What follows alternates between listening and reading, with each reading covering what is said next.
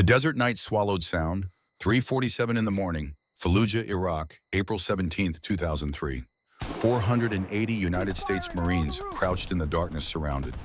The ancient city pressed in on all sides, crumbling buildings, narrow streets, shadows that moved with Command, this is deadly Davis. intent. Coordinates confirmed. Somewhere in that Copy, maze Davis. of stone and dust, Affirmative. Moving to the next 3,200 objective. Iraqi insurgents tightened their noose. Stay with me, soldier. The radio Almost crackled. there. Static, It then a hurts. voice. Hang in there, Cold, we're moving. distant, certain. All units, this is command. Hold, stop Abandon running. position. You won't Retreat take me. immediately Left via running, route stop. Dover. Never. Airstrike inbound at dawn. Acknowledge. Silence stretched across the Marine positions. Men looked at each other in the darkness. Some were boys, really, 19, 20 years old. Others were veterans who'd seen combat before in deserts just like this one a decade earlier. All of them understood what the order meant. Leave now or die here. Battalion commanders began responding one by one. 2nd Platoon acknowledged. Charlie Company, roger that. 1st Battalion moving to. Then a voice cut through. Female, young, steady as bedrock. Negative. I'm staying. The radio fell silent. On a rooftop 340 meters above the city floor, Sergeant Kira Blackwell pressed her eye against the scope of her M40A3 sniper rifle. Her finger rested alongside the trigger guard, not on it, never on it until the moment came. At 24 years old, she was the youngest Marine Scout sniper in theater, the only black woman to ever graduate the Corps' legendary sniper school. They called her Shadow, and for good reason. She moved like smoke, thought like water, shot like God's own judgment. Right now, through the green-tinted world of her night scope, she was watching 480 Marines prepare to die. The math was simple, brutal, undeniable. Route Dover, the evacuation route command had ordered, ran straight through the eastern quarter of Fallujah, a narrow street flanked by 3-story buildings. In the past hour, while command debated and delayed, Kira had watched insurgents position themselves along that route. She'd counted 47 improvised explosive devices, IEDs, buried in the road, hidden in walls suspended from windows. The Marines would march straight into a kill corridor. First, the lead vehicles would trigger the buried devices. Explosions would shred Humvees like tissue paper. Men would scatter seeking cover. Then the wall-mounted charges would detonate. More chaos, more death. Finally, when the survivors huddled in whatever shelter remained, the suspended devices would rain shrapnel from above. It was a masterpiece of murder, elegant in its simplicity. And command, sitting in air-conditioned rooms 200 miles away, staring at satellite feeds and computer screens, had no idea Kira had reported it. Twice. The response had been dismissive. Your intel is unconfirmed, Sergeant. Proceed with evacuation as ordered. Unconfirmed. She'd confirmed it with her own eyes. Watched insurgents dig, watched them wire, watched them step back and admire their work, confident in the slaughter to come. Now she had a choice. Follow orders, live through the night, keep her career, preserve her future. Or stay, fight, save 480 lives she'd never met, and lose everything else. It wasn't really a choice at all. Behind her footsteps, heavy boots on concrete. She didn't turn, didn't need to. She knew that walk. Colonel William Hartigan, callsign Warhorse, dropped into a crouch beside her. At 58, he was old for active combat duty. His face was a roadmap of hard years, scar tissue from Basra and 91 sun damage from a dozen Middle Eastern deployments, crow's feet from squinting at too many horizons. He'd been leading Marines since before Kira was born. He didn't speak immediately, just looked through his own binoculars at what she was seeing. After a long moment, he lowered the glass. Shadow, he said quietly. His voice carried the gravel of 1,000 shouted orders. Orders are orders. We leave in 10 minutes. Sir. She kept her eye on the scope. An insurgent was moving between buildings, carrying what looked like a detonator. She tracked him, noted his position. Calculated wind speed, distance, bullet drop. Pure reflex. They're walking into a slaughter. I can stop this. One sniper against 3,000. Warhorse's laugh held no humor. That's a suicide mission. My grandfather held Heartbreak Ridge in '51 with 40 rounds in a bolt-action Springfield. Now she did turn to look at him. Her eyes an unusual pale green against her dark skin, a genetic gift from some long-ago Scottish ancestor, caught the ambient light. I have 120 rounds of match-grade .308 and better training than any man alive. Warhorse studied her face. He was remembering, she knew. Remembering another Blackwell, another Marine who'd refused to abandon brothers in danger. Captain Elijah Blackwell, Kira's father, Gulf War 1991. Warhorse had been a young lieutenant, then pinned down by Iraqi artillery. Captain Blackwell had pulled him out of a burning Bradley fighting vehicle, carried him 300 yards under fire, held pressure on his wounds until the medics arrived, saved his life. 7 years later, Elijah Blackwell had died in a training accident. Kira had been 9 years old. "If you do this," Warhorse said slowly, "I can't protect you. Court-martial, dishonorable discharge, prison time. You understand that?" "Yes, sir. Your career ends tonight." "I didn't join the Corps for a pension, sir." Kira's voice was steady. No bravado, no false courage, just certainty. "I joined because my father believed in protecting those who can't protect themselves. Right now, 480 Marines can't protect themselves. They don't know what's waiting. But I do." Warhorse closed his eyes, breathed deep. When he opened them again, something had shifted in his expression. "Then I'm staying with you." "Sir, that's not a request, Sergeant. It's a statement of fact." He keyed his radio.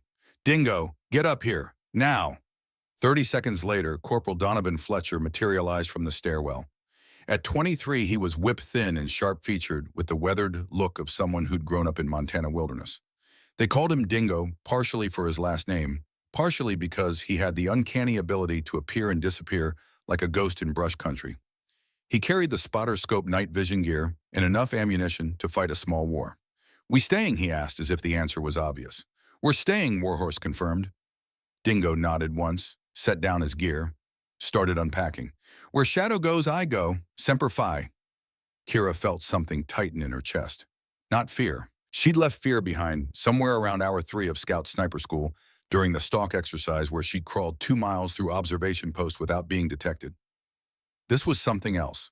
Gratitude, kinship, the knowledge that she wasn't alone. "Here's the situation," Warhorse said, moving into command mode. His voice dropped to the tone he used for mission briefings. Calm, analytical, deadly serious. "Command ordered evacuation via route Dover at 0400. That's 13 minutes from now. Shadow has confirmed 47 IEDs along that route. If our people go that way, we lose the battalion, all of it." Dingo whistled low. 47, Jesus. "So we hold." Warhorse pulled out a tactical map, spreading it on the roof. A pen light clicked on, casting red light across the paper. "We keep the insurgents busy long enough for the battalion to find an alternate route. Route Echo here." His finger traced a different path. "Longer, harder, but clean." "How long do we need to hold?" Dingo asked. 4 hours, maybe 5, until air support arrives at dawn. Against 3,000? Against however many God decides to send. Kira studied the map. Route Echo wound through the western quarter, still dangerous, but not pre-sighted for ambush. The battalion could make it, if they had time, if nobody noticed them moving, if the insurgent forces stayed focused elsewhere. "We'll need a diversion," she said. "Something to keep their attention this direction." "You're looking at it." Warhorse tapped the rooftop. 3 Marines, 1 sniper rifle, and enough audacity to make them think we're a full company. The plan crystallized in her mind. Simple, brutal, possibly suicidal. "I target their command structure," Kira said. "Officers, radio operators, machine gun crews, anyone coordinating the attack. Make them think they're facing organized resistance.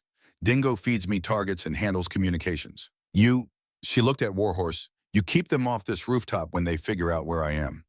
"When, not if." "When," she agreed. Warhorse checked his watch. 11 minutes until evacuation order executes. We need to redirect the battalion before they commit to route Dover. "I'll handle it," Dingo said. He was already pulling out a captured Iraqi radio they'd been using for signals intelligence. "I speak enough Arabic to cause confusion. Make them think their own commanders are changing positions. Buy us chaos." "Do it." Warhorse turned to Kira. "Shadow, this is your show. We follow your lead." She nodded, returned to her rifle, began the ritual she'd performed 1,000 times in training, 100 times in combat. First position. She adjusted the bipod, settling the M40A3 into a stable platform. The rooftop gave her an elevated position, 340 meters above street level, with clear sightlines across the eastern approaches to the city. Second equipment check. She ran her hands over the rifle. Bolt action smooth, magazine seated properly, scope lenses clear, suppressor attached. Everything exactly as it should be.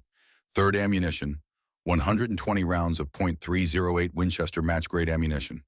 Each round hand-selected for consistency. She'd personally inspected every cartridge, checking for defects, weighing them to ensure uniform ballistics. In her world, ammunition wasn't expendable. It was precious, sacred. Fourth, environmental factors. She wet her finger, held it up. Wind from the northeast approximately 12 miles per hour. Temperature 68 degrees Fahrenheit. Humidity low. Good conditions for long-range shooting. Fifth breathing. She closed her eyes, inhaled slowly through her nose, held it, released through her mouth. 4 counts in, 6 counts out. Again. Again. Her heart rate dropped. 70 beats per minute. 65. 60. When she opened her eyes, she was ready. Through the scope, the city transformed. Individual buildings became tactical features. Windows became firing positions. Streets became lanes of fire. Somewhere in that darkness, 3,000 insurgents prepared for battle. She would teach them the price of underestimating a woman who learned to shoot from a man who'd learned to shoot from the hardest war America ever fought, her grandfather, Sergeant Major Theodore Ironside Blackwell. The memory came unbidden, sharp as glass. Summer 1988. Kira was 9 years old. The Tennessee hills rolled green and humid around her grandfather's cabin. Theodore Blackwell sat on the porch cleaning a rifle older than Kira's father, a Springfield M1903, bolt action, wood stock worn smooth from decades of use. This rifle, Theodore had said, his voice carrying the slow cadence of the mountain south, went with me to Korea, 1951, Heartbreak Ridge. Kira sat at his feet watching his gnarled hands work. Even then, even old, his movements were precise, practiced. The movements of a man who'd done this 10,000 times. What happened there, Grandpa? Theodore was quiet for a long moment. When he spoke, he wasn't looking at her. He was looking at something far away, something she couldn't see. We held a position on a hilltop. Chinese came at us, thousands of them. We were 43 Marines. By the end of the first night, we were 19. Did you run? No, child. He looked at her then. His eyes were the same pale green as hers. Family trait. We didn't run. We stayed. We fought. Because below us in the valley, there were 200 Marines who needed that hill to stay in our hands. If we ran, they died. Simple as that. How long did you hold? 3 days. I fired every round I had. Then I picked up Chinese rifles and fired those.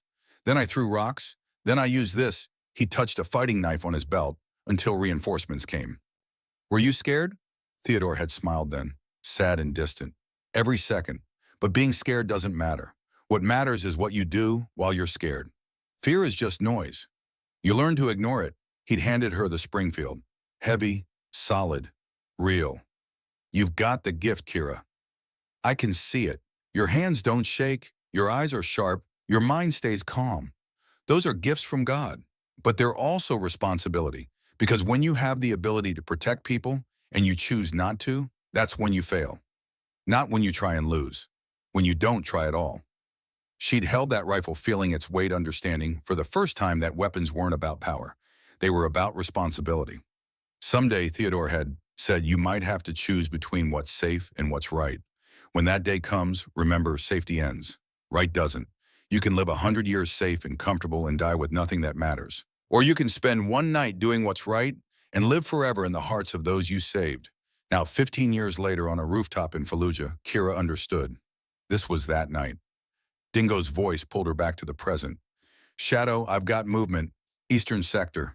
Looks like they're staging for the ambush. 100+ personnel, vehicular support, heavy weapons. She swung the scope east. There, exactly as he'd said. Insurgents moving with purpose, carrying RPGs, machine guns, ammunition crates. They were professionals, well-trained, confident. They had no idea death was watching. Range, she asked. 1420 meters. Wind full value from your right, approximately 12 miles per hour. Temperature holding steady. Kira's mind performed calculations automatically. At 1,400 meters, the .308 round would drop approximately 52 inches. Wind drift at that distance with 12-mile-per-hour crosswind would push the bullet 8 inches right. She'd need to aim high and left to compensate. She found her target, a man standing apart from the others, speaking into a radio. Officer or coordinator. Definitely leadership. He wore a distinctive red-checkered keffiyeh, easy to identify, easy to track. This would be her first shot, her announcement, the beginning of the longest 4 hours of her life. Warhorse, she said quietly. Once I fire, there's no going back. I know. They'll know where we are. They'll come for us. I know that, too. Some of us might not make it off this roof. Warhorse chambered around in his M4 carbine. The metallic click echoed in the darkness. Shadow, I've been a Marine for 34 years. I've seen brave and I've seen reckless. What you're doing isn't reckless. It's the only right thing in a situation with no good choices. So take your shot. We'll handle whatever comes next. Kira settled into her shooting position, prone, left hand supporting the rifle's forend, right hand on the grabbed finger moving to the trigger, cheek weld firm against the stock, eye aligned perfectly with the scope. The target filled her vision. Red Kafia, radio, standing in profile illuminated by a nearby fire, speaking to his men, probably giving final orders for the ambush. He had no idea these would be his last words. She controlled her breathing. In, hold, out. Her heartbeat slowed. 60 beats per minute, 58. Between heartbeats, the rifle became an extension of her body. The bullet became an extension of her will. The crosshairs settled, high, left, compensating for drop and win. In her mind, she heard her grandfather's voice, steady, certain, teaching her the fundamentals on a Tennessee hillside a lifetime ago. A sniper doesn't shoot where the target is. She shoots where the target will be. You're not aiming at a man. You're aiming at a point in space and time where a man and a bullet will meet. Understand the difference. She understood. Her finger pressed the trigger. Smooth. Steady. The M40A3 spoke a suppressed crack, muffled but unmistakable. The rifle punched her shoulder. She absorbed the recoil, keeping the scope on target through muscle memory and thousands of hours of training. 2.84 seconds. That's how long the bullet took to travel 1,420 meters. In that time, Kira's heart beat exactly 3 times. Through the scope, she watched the impact. The .308 round struck the insurgent commander just below his left ear. Traveling at 2,800 feet per second, it punched through flesh and bone with devastating efficiency. The man dropped as if his strings had been cut. The radio fell from his hand, clattering on stone. Around him, insurgents froze. Confusion. They looked at their fallen commander, then at each other, then into the darkness, searching for a shooter they couldn't see from a direction they couldn't identify. Confirmed kill, Dingo said softly. Nice shot. Kira was already moving, working the bolt, ejecting the spent casing, chambering a fresh round, scanning for the next target. There, another commander, this one coordinating the machine gun crews, range 1,480 meters. Wind still 12 miles per hour, target moving slowly left to right. She led him, aimed where he would be in 3 seconds. Fired. The bullet found him, center mass. He collapsed into the gun pit he'd been directing. 2 shots, 2 kills, 2 seconds apart. Now the insurgents knew something was wrong. Voices rose in the darkness. Men scrambled for cover, but they still didn't know where the threat originated. A rooftop 340 meters away in darkness with a suppressed rifle, it might as well have been invisible.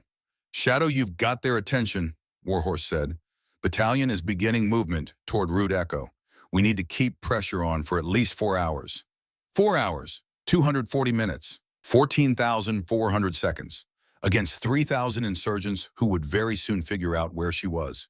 Kira settled deeper into her position, found her rhythm, breathing, heartbeat, observation, calculation, execution. Target 3 RPG operator, 1,500 meters, headshot. Target 4 radio operator, 1,400 meters, chest shot. Target 5 machine gunner, 1,300 meters, headshot. Each shot was a promise. Each kill bought seconds for 480 Marines moving through the darkness towards safety. Each trigger pull was a small act of defiance against orders, against protocol, against every regulation that said a sergeant doesn't question command. But Kira wasn't following regulations tonight. She was following something older. Something that predated the Marine Corps, predated military hierarchy, predated every written rule.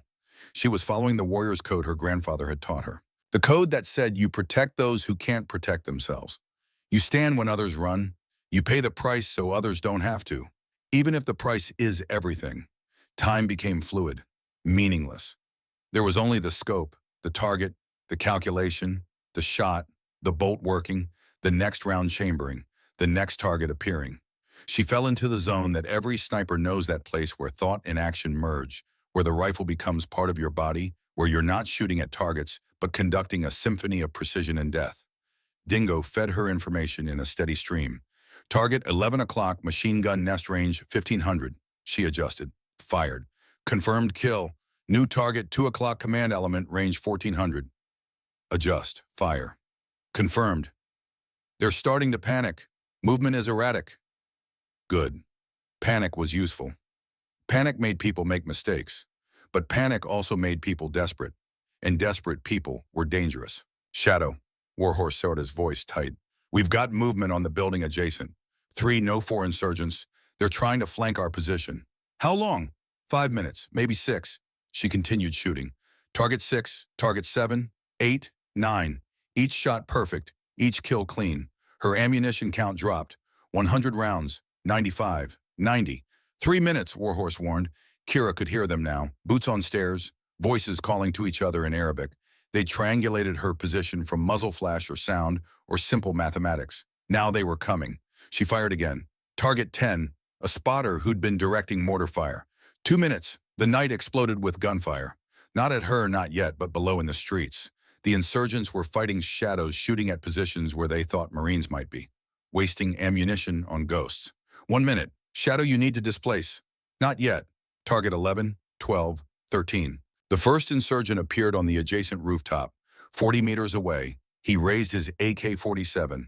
Warhorse's M4 barked 3 times. The insurgent went down. 2 more appeared. Warhorse engaged. Kira kept shooting at distant targets, trusting her colonel to handle the close-quarters threat. This was the dance, the terrible, intimate dance of combat. She dealt death at 1,500 meters. Warhorse dealt it at 40. Each trusted the other absolutely. No communication needed, just training, experience, faith. More insurgents came. 5, 7, 10. Dingo joined the fight, his M4 adding to the defensive fire. Brass casings scattered on the rooftop. The smell of gunpowder thick in the air. Kira maintained her rhythm. Distant targets, command elements, high-value kills, each shot degrading the insurgent command structure, creating chaos, buying time. Her round count dropped. 80, 75, 70. Shadow Dingo's voice rose. They're massing for an assault. Eastern building, 20-plus personnel. They're coming.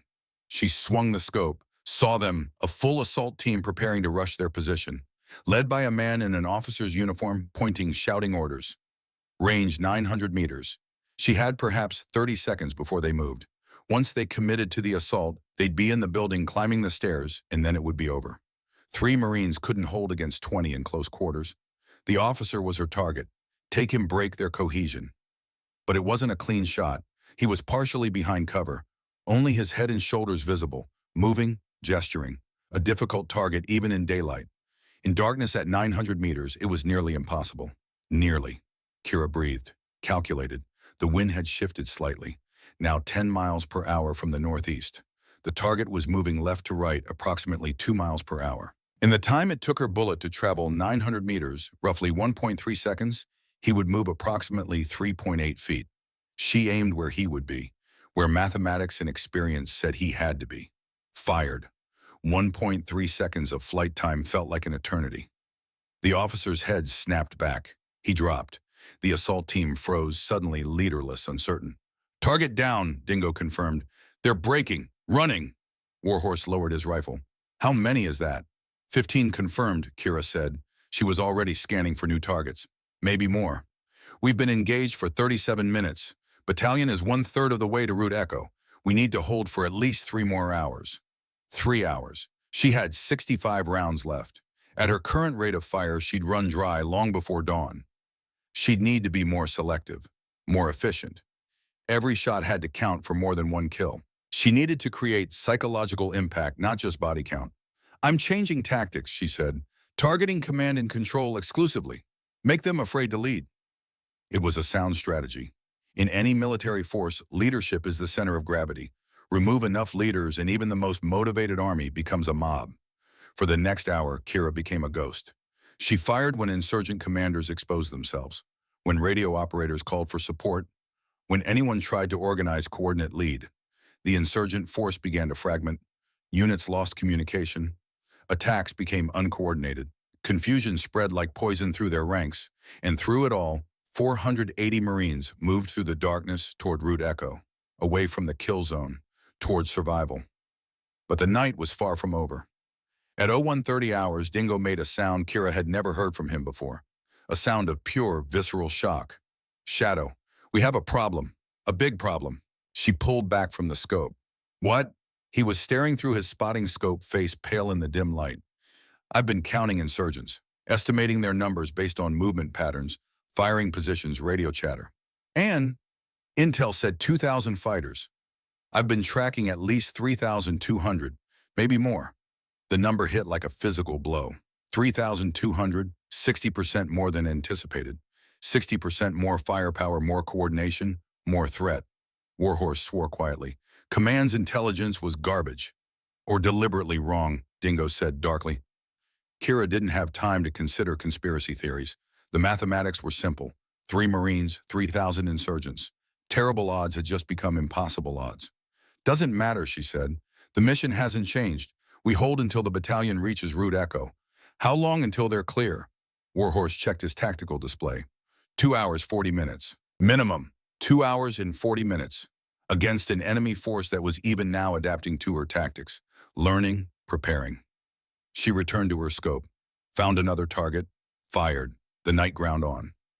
3 o'clock in the morning. Kira's world had narrowed to a circle of green light. The scope, the target. Nothing else existed. Nothing else mattered. Her body was beginning to fail.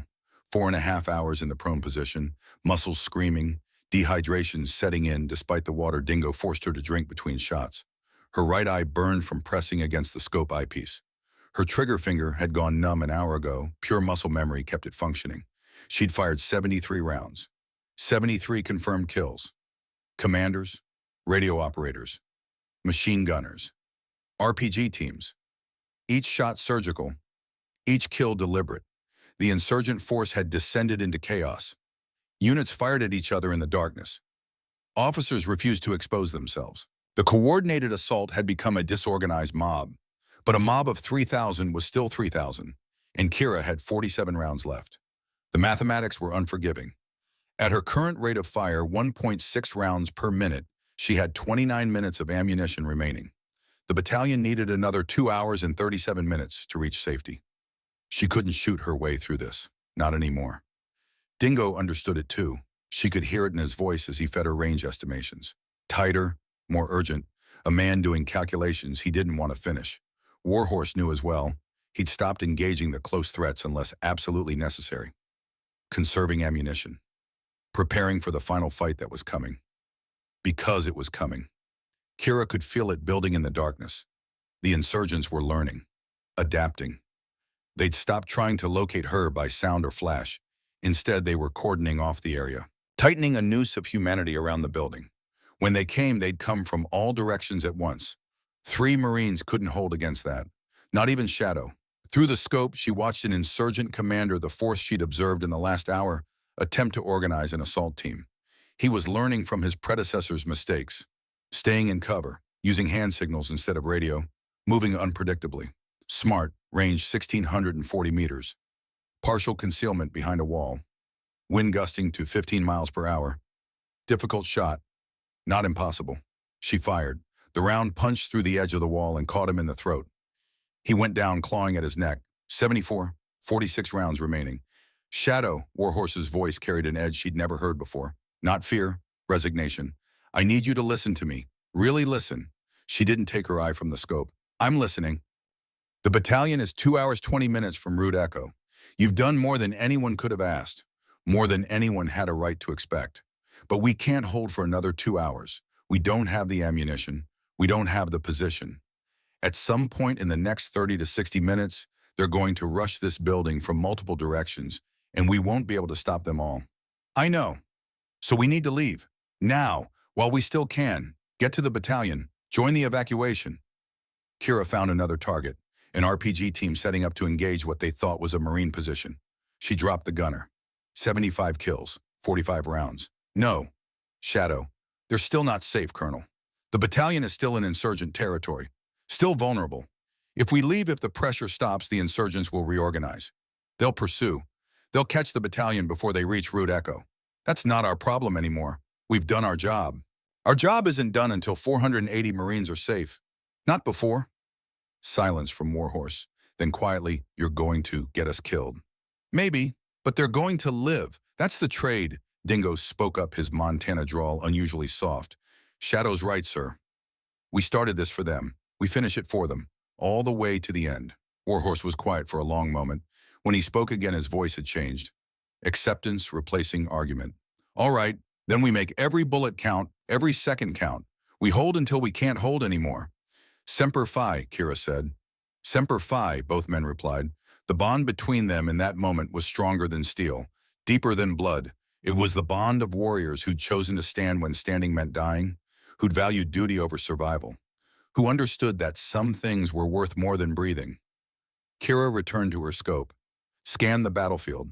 Insurgents were massing in 3 locations now, preparing for a coordinated assault. Maybe 300 fighters total organized into rough company-sized elements. This was it, the final push.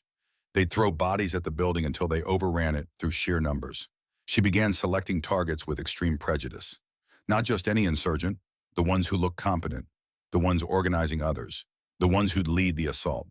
76, 77, 78.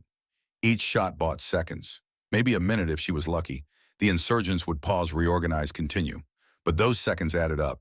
Those minutes meant distance for the battalion. Then Dingo's voice, sharp with alarm. Shadow, we've got a problem. Route echo. They're not clear. She pulled back from the scope. What? He was staring at his tactical display, face illuminated by the green glow. There's an ambush force on Route Echo. 200 fighters, maybe more.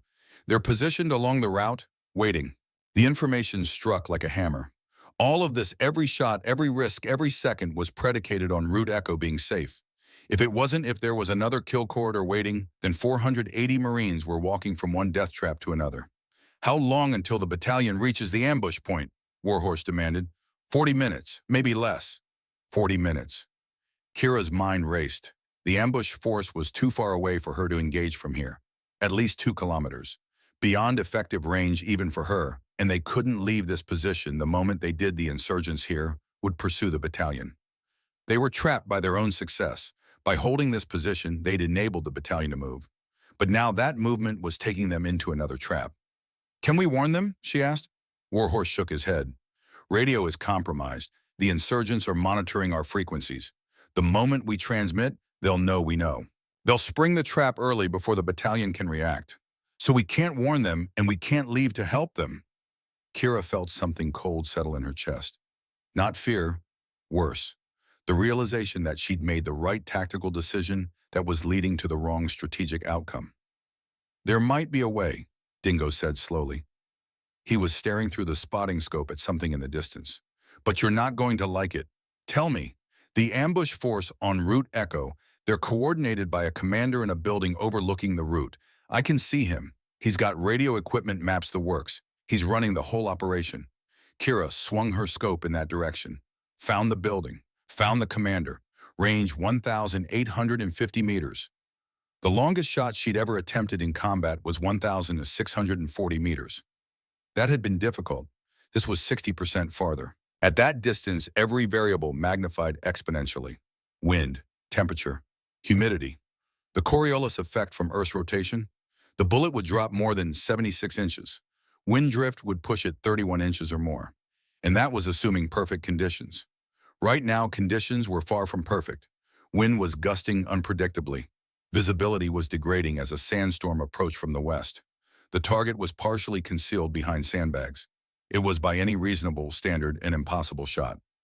If I take out their commander, Dingo continued, the ambush force loses coordination. They might still attack, but it'll be disorganized, confused. The battalion will have a fighting chance. Might, Warhorse repeated. That's a lot of Marines betting on might. It's better than certainty of death, Kira said quietly.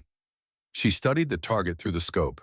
The commander was moving between positions, checking on his fighters, speaking into his radio. He was good, disciplined, the kind of professional soldier who'd probably been Iraqi military before the invasion. Exactly the kind of man who could coordinate a devastating ambush. Exactly the kind of man she needed to kill. But at 1,850 meters in these conditions, the probability of a successful hit was maybe 20%. Optimistically, those weren't odds, that was prayer. Shadow, Warhorse's hand on her shoulder. Gentle. You don't have to take this shot. It's beyond reasonable. My grandfather, Kira interrupted softly, held Heartbreak Ridge in Korea against a Chinese regiment. 1951. He had 40 rounds of ammunition. He used 37 to kill enemy soldiers. He saved the last 3. For what? For impossible shots. He told me when the situation is desperate, when conventional tactics have failed, when mathematics says you can't succeed, that's when you need to attempt the impossible. Because impossible just means no one's done it yet. She adjusted her scope, began calculating. Distance 1,850 meters, wind gusting 15 to 22 miles per hour from the northeast. Temperature 68 degrees Fahrenheit dropping, humidity 12% and falling.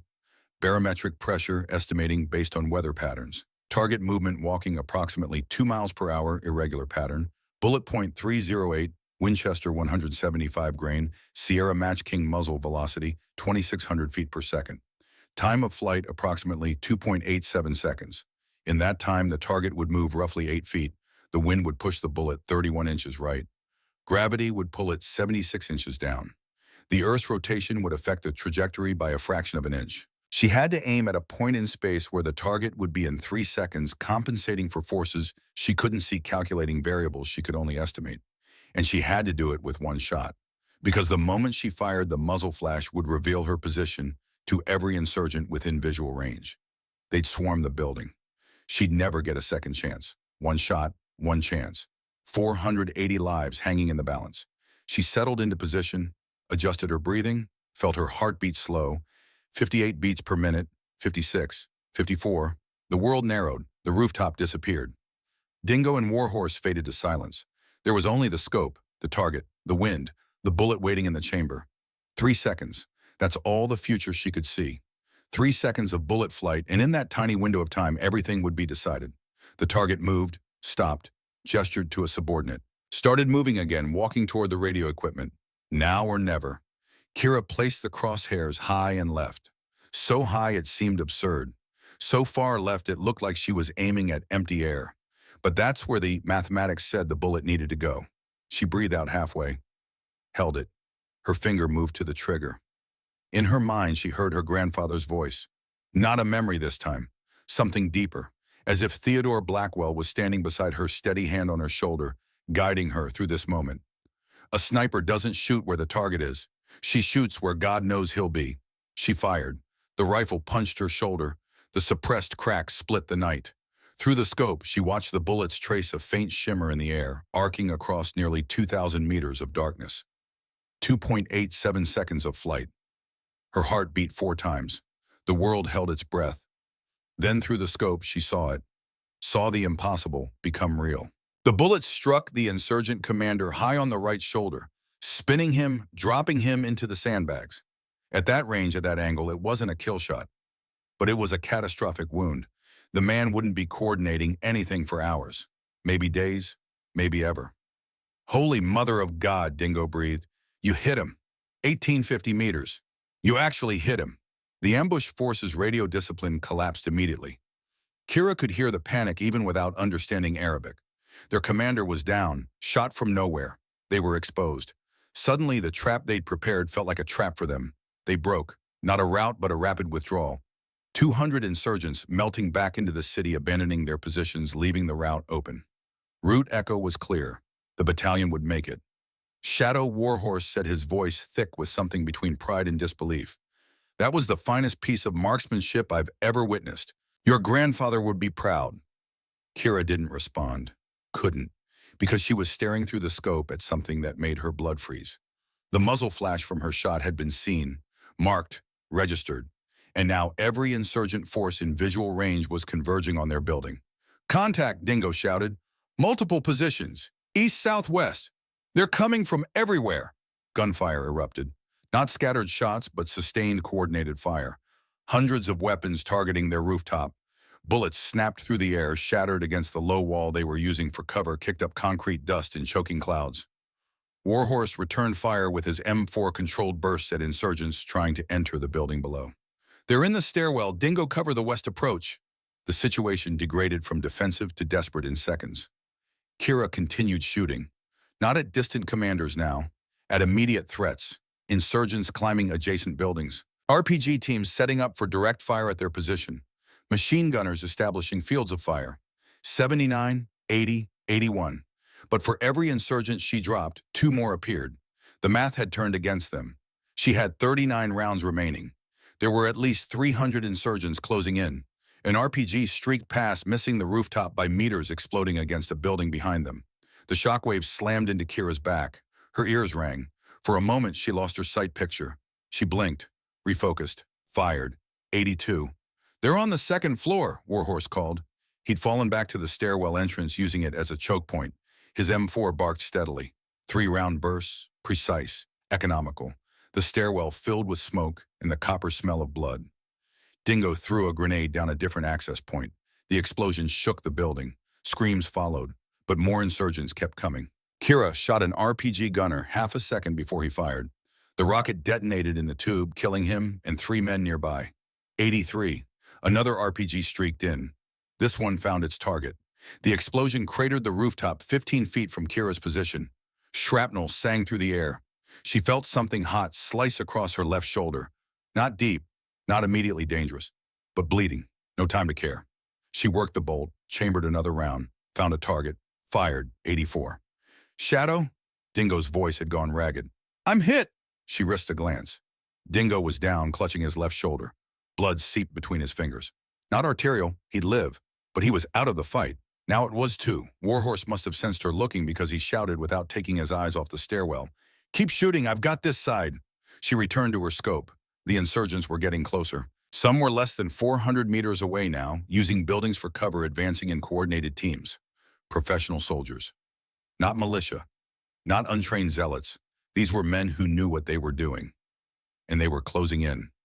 Kira fired. 85, 86, 87. The number resonated. 87 kills.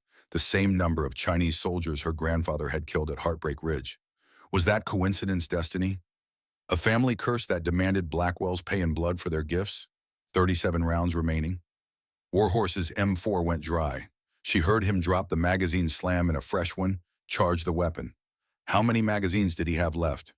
3-2 an insurgent appeared on the adjacent rooftop, 40 meters away, raising an AK-47 toward Kira's position. Warhorse shot him before Kira could react. The insurgent tumbled off the roof. Appreciate it, sir, she called. Just keep that rifle working, Sergeant. She fired. 88, 89, 90. The night had become surreal. Sound and fury, muzzle flashes like lightning, explosions like thunder. The building shook with each RPG impact. The air tasted of cordite and dust and the metallic tang of blood. Kira's shoulder throbbed where the shrapnel had cut her. Her hands were slick with sweat despite the cool night. Her right eye watered continuously from scope eye. Every muscle in her body screamed for relief. She ignored it all. There was only the scope, the target, the shot, 91, 92, 93. Warhorse, she called between shots. How long until the battalion reaches Route Echo? 15 minutes, maybe 10. 10 minutes, 600 seconds, an eternity in combat. She had 31 rounds left. At her current rate of fire, that was 18 minutes of ammunition. She could make it, barely, if nothing else went wrong. Another RPG, closer this time. The explosion punched a hole in the rooftop. Concrete and rebar erupted like a volcano. Kira felt something slam into her back debris, not shrapnel driving the air from her lungs. She gasped, coughed, tasted blood. Had she bitten her tongue? Damaged something internal, no way to know. No time to check. She fired. 94. Movement below. Insurgents were in the building now, fighting Warhorse floor by floor. She could hear it. The measured crack of his M4 answered by the chatter of AK-47s. Shouts in Arabic. Screams. The wet sounds of close combat. She wanted to help, wanted to turn her rifle on the threats below. But she couldn't. Her job wasn't close quarters. Her job was keeping the distant pressure on, maintaining the fiction that they were a larger force, making the insurgents believe that this building contained a full Marine platoon, not 3 people and a prayer. 95, 96. An explosion from the stairwell. Warhorse had used a grenade. The screaming that followed was abruptly cut off by M4 fire. Still here, Warhorse called, but his voice sounded strained. How much longer could he hold Kira's scope, found an insurgent commander trying to coordinate the assault from a position 300 meters out. She watched him for 2 seconds, observed his pattern, fired when he paused to gesture. 97, the commander dropped. The unit he'd been directing faltered their assault, losing cohesion. 27 rounds remaining. The ammunition situation was becoming critical. She needed to be even more selective. Only the highest value targets. Only the shots that created the maximum impact. She scanned the battlefield. Found an RPG team preparing to fire at Warhorse's position. Dropped the gunner. The rocket fell exploding harmlessly. 98, found a machine gun nest, killed the gunner. The nest went silent. 99. Found another commander. Fired. 99 confirmed kills. 100. The number felt significant. A century of death dealt from a rooftop in Iraq. She'd killed 100 human beings tonight. Men with families, histories, dreams. Men who'd woken up this morning not knowing they'd never see another sunrise. She felt nothing about it. Not pride, not guilt, not satisfaction. Just emptiness. The hollow space where emotions should be, but couldn't exist because emotion got you killed in combat. There would be time for feeling later. If she survived, if any of them survived, 24 rounds left. Shadow Warhorse's voice was urgent now. They're breaking through. I can't hold them. She heard it then, the sound every defender dreads. The thunder of boots on stairs, multiple insurgents rushing upward, overwhelming Warhorse's position through sheer numbers. The stairwell erupted in gunfire. Warhorse was shouting something she couldn't make out. His M4 fired on full automatic, now desperation, not discipline. Then silence from the stairwell. Kira's heart stopped. Warhorse, no response. Colonel Hardigan, a groan, then his voice weak but alive. I'm hit, leg, can't walk, they're coming. Shadow, you need to. The stairwell door exploded open. 3 insurgents burst onto the rooftop. Kira spun from her prone position, drew her sidearm, the Beretta M9 she'd carried for 2 years but never fired in combat. Muscle memory took over. Front sight, press, front sight, press, 2 shots each, center mass. The training she'd done 10,000 times on a range in California. All 3 insurgents dropped. She holstered the pistol, returned to her rifle. Her hands were shaking now, the adrenaline dump from the close encounter flooding her system. No time for that either. She forced her breathing to steady, scanned for targets. 21 rounds left in her primary rifle. Warhorse, how bad? Through and through, femur intact. I can fight, but I can't move. Shadow, listen to me. His voice had the quality of a man making final arrangements. You need to leave. Get to Dingo. Get off this roof while you still can. The battalion is 8 minutes from Route Echo. You've done enough. I'm not leaving you, sir. That's an order, Sergeant. With respect, sir, I stopped following orders 4 hours ago. I'm not starting again now. She heard him laugh, a pained sound but genuine. Stubborn as your father, as your grandfather, Blackwell's never did know when to quit. Quitting is just a slow way of dying, sir. My grandfather taught me that too. She returned to shooting. Found targets, made them count. 101, 102, 103, 18 rounds. The insurgents pulled back briefly, reorganizing. They'd lost their initial momentum. The rooftop approach had cost them dearly. They'd try something different now. In the brief lull, Kira crawled to Dingo's position. He was conscious but pale. The shoulder wound was bad but manageable. She used his own pressure bandage to pack it, then dragged him behind better cover. Shadow, he mumbled. Sorry, should have been more careful. You held them off this long. That's what matters. She squeezed his good shoulder. Stay down, stay quiet. We're almost done. She moved to Warhorse. His leg wound was ugly entry wound in the thigh exit wound behind the knee. But he was right.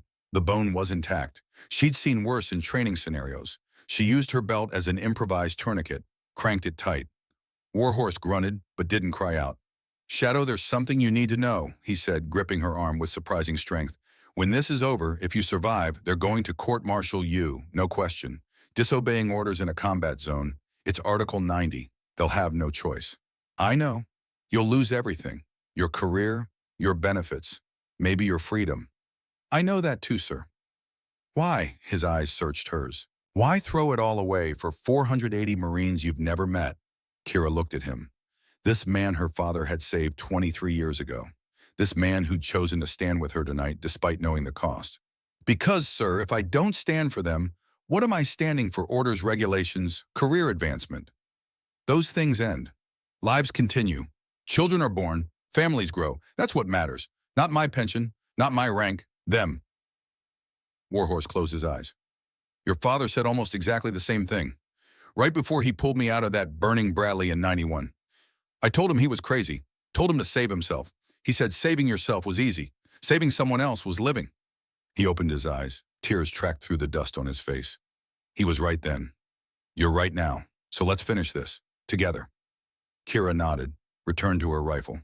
13 rounds remaining. The insurgents came again. Not from the stairwell this time. They'd learned. They came from adjacent buildings, crossing from rooftop to rooftop. using planks and ladders to bridge the gaps. She shot the first man who appeared, 104, the second, 105. But they kept coming. Too many. Too fast. Warhorse fired from his prone position, wounded leg useless, but his trigger finger working fine. His M4 chattered, dropping insurgents as they crossed the gaps. Kira worked the bolt, fired, worked the bolt, fired, mechanical, relentless. 106, 107, 108, 10 rounds left. An insurgent made it across, landed on their rooftop, raised his weapon toward Kira's position. Warhorse shot him, center mass. The insurgent toppled backward off the edge. "Still got it, Shadow," Warhorse called, his voice almost cheerful, despite the blood soaking his leg. Another insurgent crossed, then two more, then five. They were being overrun. Kira dropped her rifle, drew her M9. The pistol felt strange in her hands after hours with the long gun, but muscle memory didn't care. She fired. 2 shots, insurgent down, shifted target, fired, another down. Warhorse was firing constantly now. His M4 clicked empty. He drew his own pistol, continued fighting. They were back to back now, Kira and Warhorse fighting in a circle, Dingo unconscious or dead behind them. No time to check the rooftop shrinking as insurgents closed in. This was it, the end. They'd held as long as humanly possible. But humanity had limits, and they'd reached theirs. Kira's pistol locked back empty. She'd fired 15 rounds, 15 more kills, 109, 110, 111. She dropped the magazine, reached for a fresh one. Her hand found nothing. No more magazines, no more ammunition. She was empty. Warhorse's pistol clicked dry a second later. They were out. The remaining insurgents, maybe 10 of them, realized it. Saw the slide locked back on both pistols. Saw 2 Americans wounded, exhausted, finished. They raised their weapons. In that moment, Kira thought of her grandfather. Her father. All the Blackwells who'd stood and fought and died doing what was right. She joined them soon, but she joined them with honor, with purpose, with 480 lives saved. Not a bad way to go. The insurgents' fingers tightened on triggers. Then the sky exploded with light. A roar like God's own judgment split the night. A-10 Warthog attack aircraft, 2 of them, screaming overhead at low altitude. Their GAU-8 Avenger cannons opened up 70 rounds per second of 30mm depleted uranium hate. The insurgents on the rooftop disappeared, literally disintegrated under the onslaught. The adjacent buildings erupted in fire and smoke as the A-10s made their gun runs. Insurgent positions that had seemed impregnable moments ago simply ceased to exist. Kira dropped to the rooftop, hands over her ears as the world became sound and fury. The A-10s made 3 passes, then 4. The night transformed into day under their targeting flares and weapon discharge. When silence finally returned, it was absolute, crushing, the kind of silence that follows cataclysmic violence. Kira's ears rang. She couldn't hear anything, but she saw Warhorse's lips moving. "Battalions through. Route echo is clear. They made it, Shadow. All of them. 480 Marines are safe." She closed her eyes. Let their words wash over her. Let the meaning sink in. They'd done it. Impossible odds, impossible circumstances. But they'd done it. 4 hours and 47 minutes. 111 confirmed kills. 3 Marines against 3,000 insurgents. And they'd won. Not because they were stronger, not because they had better weapons, but because they'd refused to quit, refused to abandon their brothers, refused to accept that some orders were more important than some lives. Helicopter sounds now. Medevac inbound. Marines rappelling onto the rooftop, medics rushing to treat them. Voices calling in English. Friendly voices. Someone was lifting her, moving her. She couldn't resist, couldn't move. All the exhaustion of the night crashed down on her at once. Her body simply stopped functioning. The last thing she saw before unconsciousness claimed her was the eastern horizon, the faintest hint of dawn, pink and orange and gold. She'd held until dawn, just like she'd promised. Then darkness took her, and there was nothing at all. Kira woke to whiteness, white ceiling, white walls, white sheets, the antiseptic smell of a military hospital. Somewhere a monitor beeped in rhythm with her heartbeat, steady, slow, alive. She tried to sit up. Her body refused. Every muscle screamed protest. Her shoulder throbbed where shrapnel had cut her. Her right eye felt swollen, damaged from hours pressed against a rifle scope. Her hands were wrapped in bandages, second-degree burns from the hot rifle barrel, someone had told her. Or maybe she dreamed it. How long had she been here? A nurse appeared, young, male, Navy corpsman by his uniform. He saw her eyes open and smiled with genuine warmth. "Welcome back, Sergeant Blackwell. You've been out for 18 hours. How do you feel?" "Like I was run over by a tank." "Close. The doc said you were suffering from severe dehydration, muscle strain, minor shrapnel wounds, and exhaustion so profound you actually slept through them, setting your dislocated shoulder. You've got the physiology of someone who ran 2 marathons back-to-back while being shot at." "That's roughly accurate." The corpsman checked her vitals, adjusted her IV drip. "Colonel Hardigan and Corporal Fletcher are 2 rooms down, both recovering. The colonel's leg will heal. Fletcher's shoulder required surgery, but he'll make a full recovery. You all got lucky." Lucky, the word felt strange. She didn't feel lucky. She felt hollow, like someone had scooped out her insides and left only the shell. "The battalion," she said, "the 480 Marines, did they?"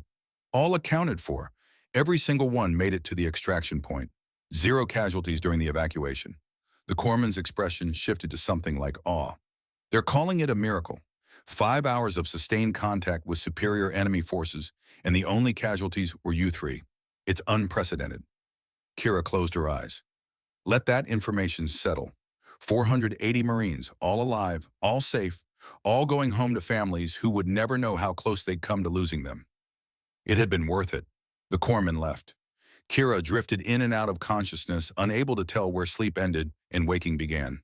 Time became fluid, meaningless. At some point, Warhorse appeared. He was in a wheelchair, his wounded leg elevated and wrapped. His face looked older than she remembered. The past days had aged him years. "Shadow," he said quietly, "how are you holding up?" "Been better, sir. Been worse." "I need to tell you something. While you were unconscious, command got word of what happened. All of it. The refusal to evacuate, the unauthorized engagement, he paused, choosing words carefully, the deviation from direct orders." Kira had known this was coming, had known it from the moment she'd keyed her radio and said, "Negative, I'm staying." Some prices came due immediately, others took time. "When?" she asked. 2 days. Soon as the doctors clear you for travel. Pease will take you to Camp Pendleton. Court-martial proceedings begin within the week. Charges? Article 90, willfully disobeying superior commissioned officer. Article 99, misbehavior before the enemy by endangering mission. They're throwing everything they can at you, Shadow. The JAG prosecutor is talking 20 years in Leavenworth. 20 years. She'd be 44 when she got out. Her youth gone, her life gone. Everything she'd worked for, trained for, believed in erased. For saving 480 lives. The mathematics of justice didn't balance. "What about you and Dingo?" she asked. Warhorse's jaw tightened. "I'm facing reprimand but keeping my rank. They're letting me retire with honors. Dingo gets nothing. They're treating him as following my orders, not making independent decisions. You're getting the full weight. You're the one who refused evacuation first. You're the one they're making an example of." "Of course," Kira's laugh was bitter. "Can't have sergeants thinking for themselves. Might set a dangerous precedent." "Shadow, it's fine, sir. I knew the cost when I pulled that trigger. I'm not going to pretend I didn't." She met his eyes. "Would you do it differently if you could go back?" Warhorse was quiet for a long moment. When he spoke, his voice carried the weight of 34 years in the Corps. "No, not 1 second of it. Those 480 Marines are alive because of what we did, because you refused to let them die. History won't remember the court-martial. It'll remember that you stood when no one else would. History doesn't keep you out of prison, sir." "No, it doesn't." He gripped her hand. "But I'll be there, at the trial, testifying on your behalf. Dingo, too. We'll tell them everything." After he left, Kira stared at the ceiling for hours. Sleep wouldn't come. Her mind kept replaying the night. Every shot, every decision, every moment where she could have chosen differently. She found no regrets, only certainty. Cold and hard and absolute. She'd done the right thing. Even if it cost her everything. 2 days later, military police arrived. They were professional, polite. They put handcuffs on her wrists, regulations they said apologetically, and escorted her to a transport plane. The flight to California took hours. Kira spent them watching clouds pass beneath the aircraft, thinking about her grandfather, about Heartbreak Ridge, about the choices that defined a life. Theodore Blackwell had told her once, "You'll know who you are by what you're willing to lose." Most people never face that test. The lucky ones do. Because that's when you find out if you're made of something real or just pretending. She knew now. She was real, tested and proven. Whatever came next, she could face it. Camp Pendleton, the brig, a small cell with a cot, a sink, a toilet. She'd seen worse accommodations in the field. At least here, no one was shooting at her. The days blurred together. Lawyers came and went. JAG Defense Counsel, a captain named Emma Whitmore, sharp-eyed and thorough, explained the case against her. It was substantial. Radio logs, witness testimony, digital records of her refusal to obey evacuation orders. The evidence was overwhelming because Kira had never tried to hide what she'd done. "They're going to crucify you," Whitmore said bluntly. "The prosecution has a narrative. Rogue sergeant endangers mission, gets lucky, but luck doesn't justify insubordination. They're using you to send a message to every enlisted Marine orders are absolute. What's our defense? Necessity. You had intelligence of imminent threat to 480 Marines. You reported it, command ignored it, you acted to prevent mass casualties. It's a long shot, but it's all we have. Will it work?" Whitmore's expression was answer enough. The military doesn't like necessity defenses. They undermine the entire chain of command. But we'll make them hear it. We'll make them see what you saw. The trial began on a Tuesday morning in June. The courtroom was packed. Marines in dress blues, officers, brass from Washington. Media weren't allowed, but word had leaked. Everyone knew this case would set precedent. Kira sat at the defense table in her service uniform, cleaned and pressed despite her confinement. She kept her back straight, eyes forward, refused to show fear or regret. The prosecution opened with a clinical recitation of facts, times, radio communications, orders given, orders refused. They made it sound simple, black and white. A sergeant had disobeyed. The law was clear. Lieutenant Colonel Bradford Steele handled the prosecution personally. He was in his 40s career JAG reputation for winning difficult cases. His voice carried the certainty of someone who'd never doubted an order in his life. "Members of the court," he said, addressing the panel of 5 officers who would decide Kira's fate. "This case is not complicated. Sergeant Blackwell received direct orders from Central Command to evacuate her position. She refused. That refusal constitutes willful disobedience under Article 90. The fact that her subsequent actions happen to produce a positive outcome does not negate the crime. We cannot have a military where individuals choose which orders to follow based on personal judgment. That way lies chaos." He turned to look at Kira. "The defendant will claim she saved lives. Perhaps she did. But she also could have gotten 480 Marines killed through her reckless actions. Luck is not strategy.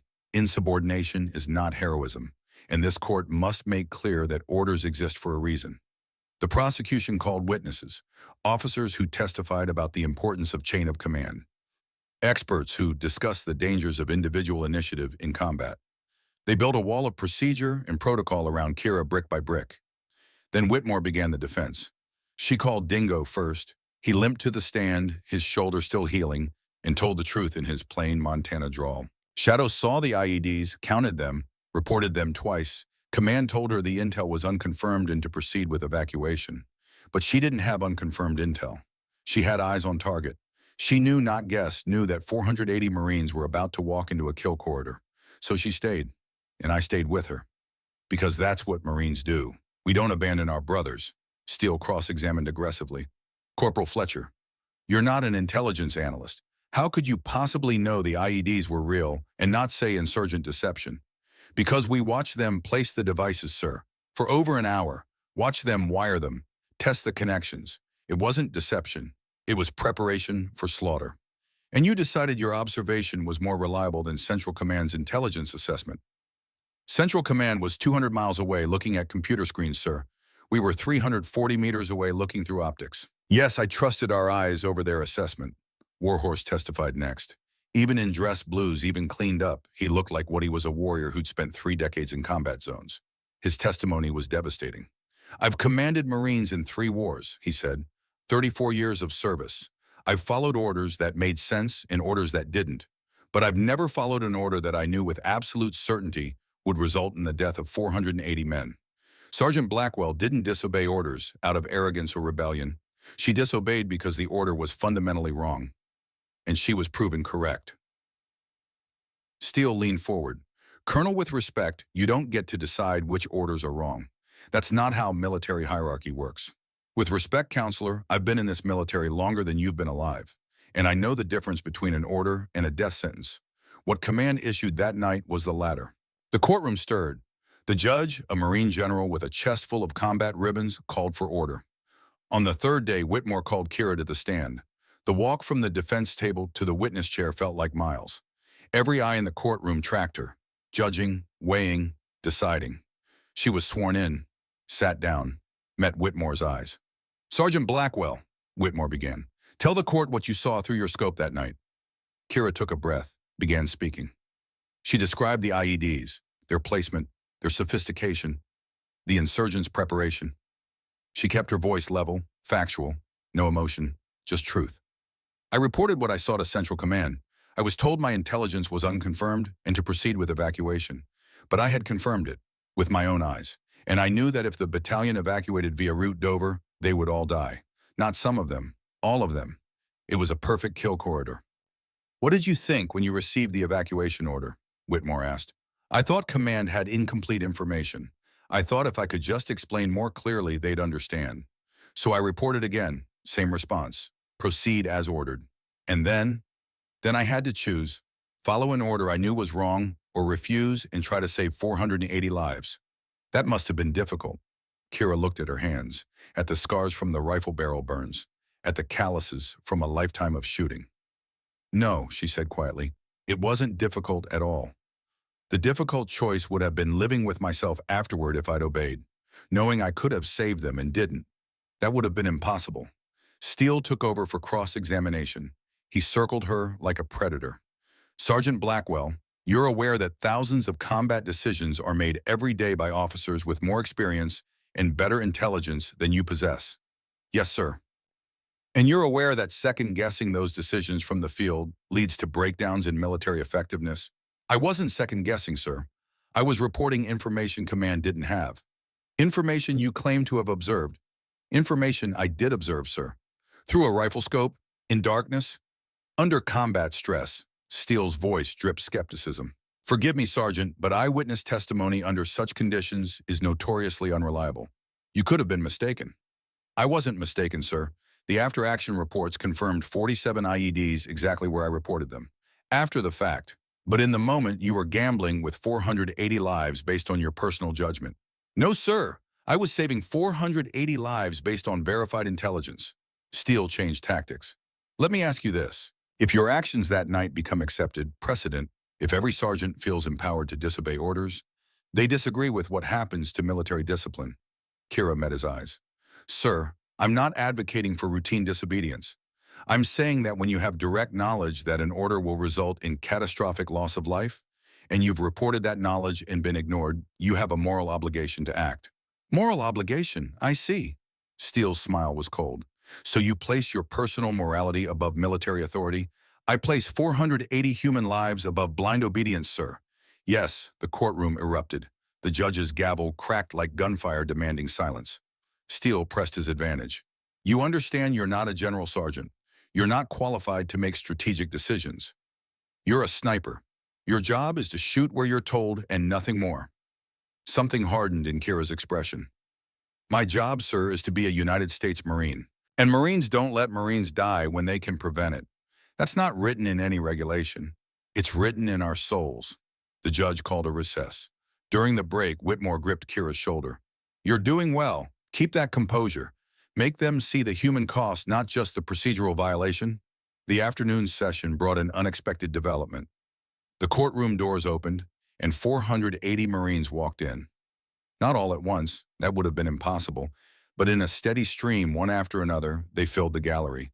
They lined the walls. They stood in the hallway outside, visible through the open doors, all in dress blues, all at attention, all silent. The judge stared. "What is the meaning of this?" A Marine stepped forward. Captain James Reeves. He'd been a lieutenant that night in Fallujah leading a rifle company. Now he was senior enough to speak for the group. "Your Honor, we're here to testify, all of us. We're the 480 Marines that Sergeant Blackwell saved.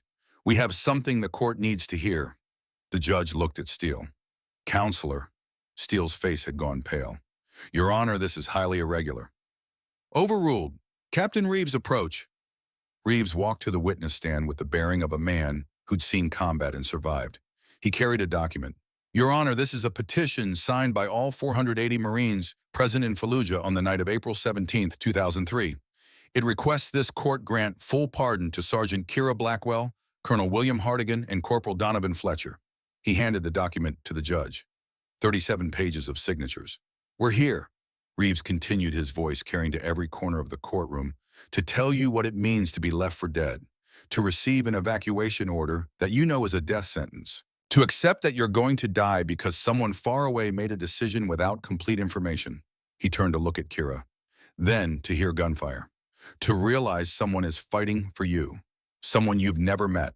Someone who's choosing to stand when they could run. To survive because that someone refused to follow an order that was wrong. Reeves faced the court again. Sergeant Blackwell didn't endanger us. She saved us, every single one of us. And if this court punishes her for that, you're telling every Marine in this Corps that following bad orders is more important than saving lives. Is that really the message you want to send? The judge was silent. Steele stood.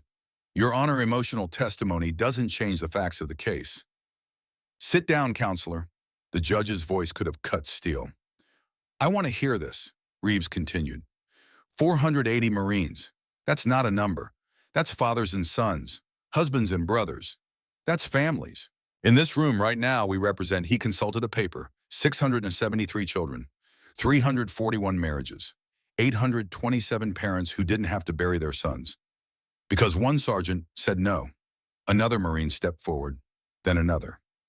They began testifying one after another. Short statements. Powerful. I have 3 daughters now. They exist because Shadow stayed. My wife was pregnant when I deployed. I met my son because Shadow refused to abandon us. I'm a teacher now. I've taught 700 students over 20 years, all because Shadow gave me a future.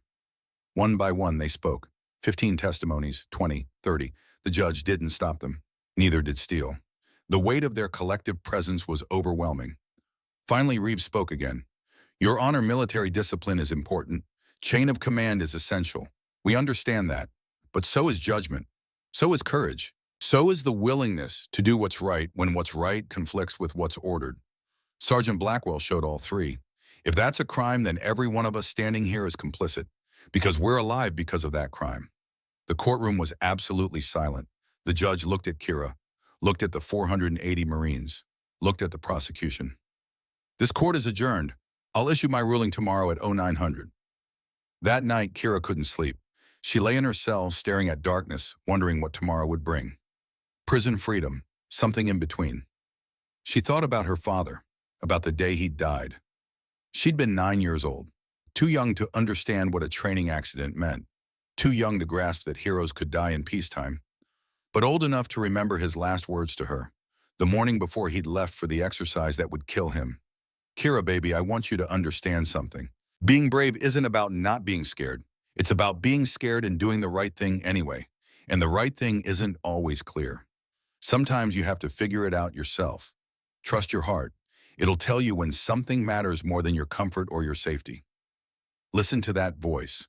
Always. She'd listen, and it had brought her here. Morning came. The MPs escorted her to the courtroom. The gallery was full again, 480 Marines, plus Warhorse, plus Dingo, plus others. The tension was suffocating. The judge entered. Everyone stood. Be seated. The general took his position, opened a folder, read in a voice that carried absolute authority. This court has reviewed all evidence and testimony in the case of the United States versus Sergeant Kira Blackwell. The charges are serious. The precedent is concerning. The defendant willfully disobeyed direct orders from a superior officer in a combat zone. This is not disputed. The facts are clear. Kira's heart sank. This was it. Prison. However, the judge continued, this court must also consider the circumstances surrounding that disobedience. The defendant possessed intelligence that Central Command did not. She reported that intelligence and was ignored. She faced a choice between following orders that would result in catastrophic loss of life or refusing and attempting to prevent that loss. He looked directly at Kira. This court finds that the defendant's actions, while technically violations of Article 90, were taken in extraordinary circumstances with the intent to preserve life. The successful outcome, 480 Marines saved with 0 casualties during evacuation, demonstrates that her judgment was sound. Hope flickered, tiny, fragile. Therefore, this court finds Sergeant Kira Blackwell guilty of willfully disobeying orders.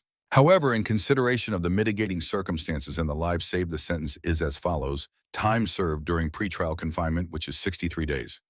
No additional prison time. Discharge type honorable, not dishonorable. The defendant will leave the Marine Corps with her record noting both the violation and the extraordinary circumstances. The courtroom exploded. 480 Marines erupted in cheers. The judge's gavel pounded for order, but it took minutes to restore quiet. Kira sat frozen. She'd lost her career, but kept her honor, could rebuild her life, wouldn't spend years in prison. It was more than she'd hoped for. The judge wasn't finished. Sergeant Blackwell, stand. She stood on shaking legs. The Marine Corps is losing a remarkable warrior today. Your marksmanship is legendary. Your courage is unquestionable. But your refusal to follow orders, regardless of how sound your reasoning, cannot be overlooked. You're being discharged because we cannot have a military where individuals substitute their judgment for command authority no matter how often they're proven right. He paused. That said, I want you to know that if I had been in your position, with your intelligence facing your choice, I hope I would have had the courage to do exactly what you did. This court is adjourned. Kira's knees buckled. Warhorse caught her. Dingo was there too, laughing and crying simultaneously. The 480 Marines surrounded them, voices raised in celebration. She'd done it, survived, sacrificed her career, but saved her soul. 2 months later, the media finally got hold of the story. A journalist obtained declassified after-action reports, published an article, The Shadow Sniper, How One Woman Saved 480 Lives and Lost Everything. The story went viral. Public outcry was immediate and fierce. Veterans organizations demanded recognition. Senators asked questions. The Pentagon was forced to respond. In August, they released the full statistics. Kira had fired 111 rounds over 4 hours and 47 minutes. 111 confirmed kills.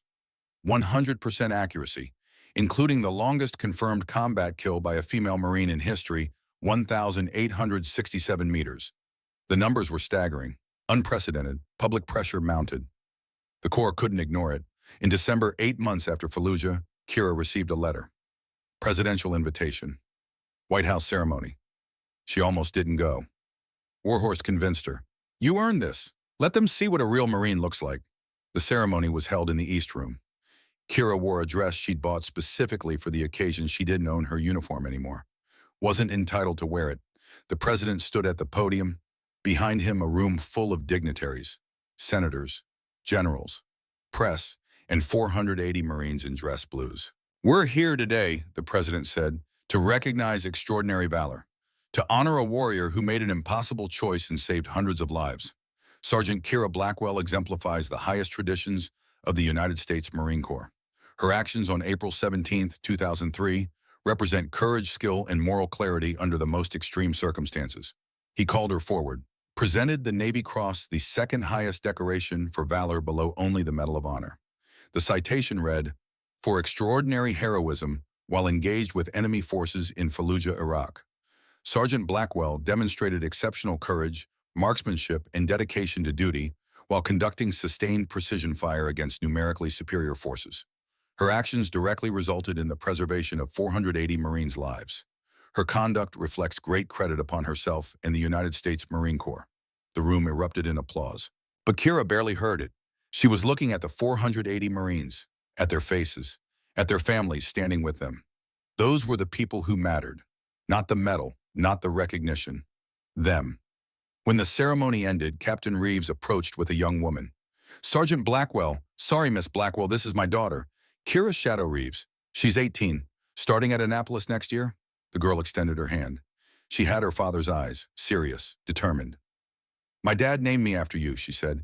He tells the story every year on April 17th, about the night a sniper saved his life. I grew up wanting to be like you, strong, brave, willing to do what's right even when it costs everything. Kira felt tears she'd been holding for months finally break through. Your father is the brave one. He had the courage to walk into danger knowing the risks. I just made sure he walked back out. He says you threw away your career for people you'd never met. That's the definition of heroism. Other Marines approached, one after another, introducing children, grandchildren, families that existed because of a rooftop in Fallujah.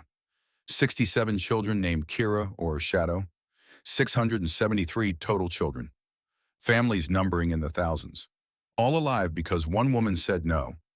The years passed. Kira built a new life. She became a civilian instructor at Scout Sniper School, teaching the next generation. She wrote a book, 87 Shots, which became required reading at military academies. She stayed in touch with Warhorse, who retired as a major general, and became a consultant on military ethics, with Dingo, who served another 15 years, and named his daughter Kira Shadow Fletcher. And every year on April 17th, she attended the reunion. 20 years after Fallujah, the gathering was held at Quantico. 344 Marines remained. 136 had passed from age illness accidents, but their families came. Children, grandchildren. The number had grown to 1,847. Kira stood before them now, 44 years old, and struggled to find words. 20 years ago, she began, I faced the hardest choice of my life. Follow orders and watch you die, or break every rule and give you a chance.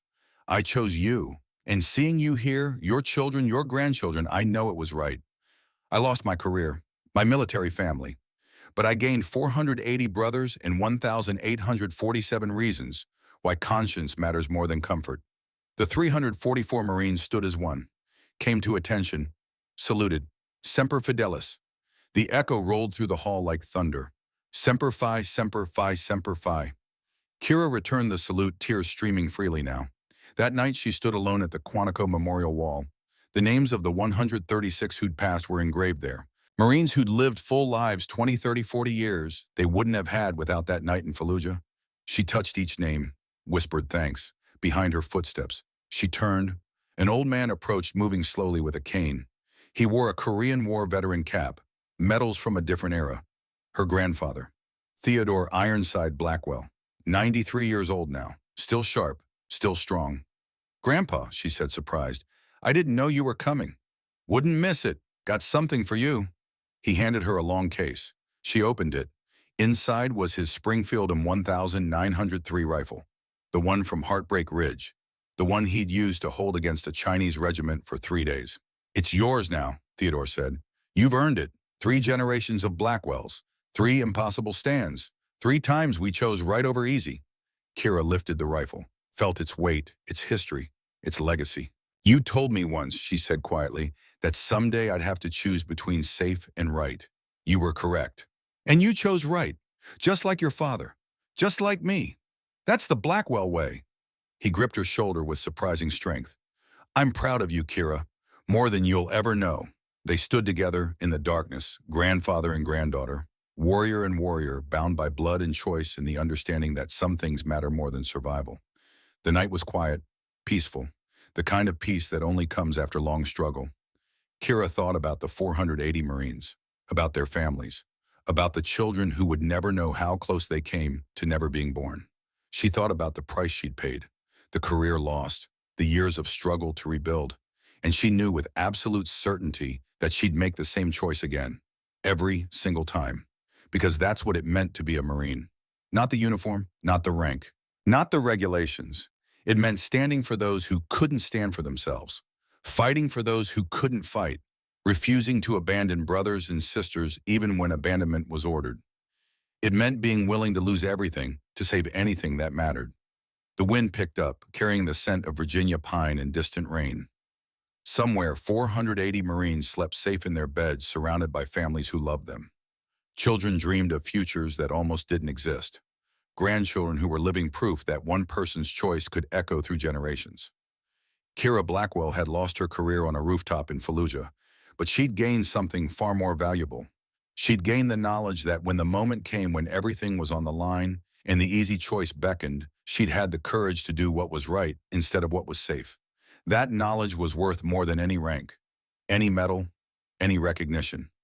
It was worth everything. She turned from the memorial. Her grandfather walked beside her. Behind them, the names of 136 Marines gleamed in the moonlight. Ahead, 344 more were gathering for the evening ceremony. And beyond them, spreading across America and the world, 1,847 lives that existed because of a single word. No. 1 woman, 1 rifle, 1 impossible choice, and 480 reasons why honor means more than orders. Semper Fidelis, always faithful.